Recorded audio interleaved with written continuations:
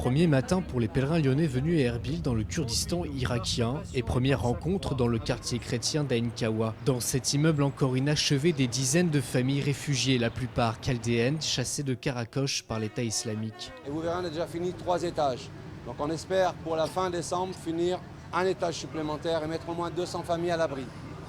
Et on a eu des soutiens de la Fondation Mérieux, de la Fondation Saint-Irénée, de la région Rhône-Alpes et de la ville de Lyon. Au-delà de la constatation de l'avancée des travaux, l'objectif ce matin est de se rencontrer entre réfugiés, pèlerins, bailleurs. Les uns et les autres ne parlant pas les mêmes langues, la rencontre se fait autour d'un sourire, d'un petit geste ou d'une prière.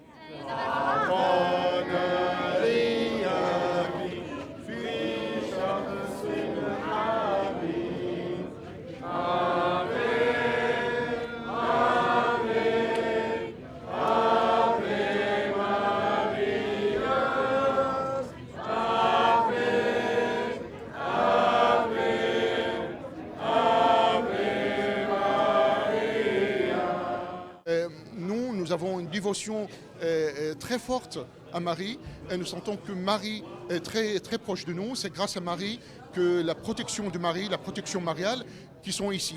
Alors c'est ce qui est extraordinaire, dès qu'ils voient d'autres gens, surtout étrangers, arriver de loin, prier avec eux, ça leur donne encore plus de force, plus de courage pour résister également. Monique, elle, tient à rencontrer cette famille malgré la barrière de la langue pour leur donner quelques médailles miraculeuses. Ici, en réalité, deux familles vivent. Ils ont fui Karakoche avec un enfant malade du cancer qui n'a pas survécu.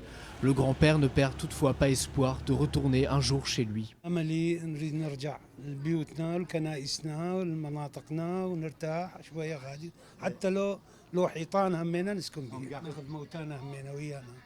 Les médailles miraculeuses qui sont celles que Catherine Labouré a transmises en disant que tous ceux qui la porteraient avec foi recevraient de grandes grâces. Et voilà, donc on partage ça avec eux. Les travaux se poursuivent dans les étages supérieurs. Ces ouvriers sont souvent eux-mêmes des réfugiés. Ils travaillent, tous travaillent. Et ça, je crois que c'est très bien. Donc il y a ceux qui sont responsables du nettoyage de site, de la tenue de tel étage, de la propreté des cuisines, etc. Chacun a sa place et sa responsabilité. On fait appel uniquement à des gens d'ici.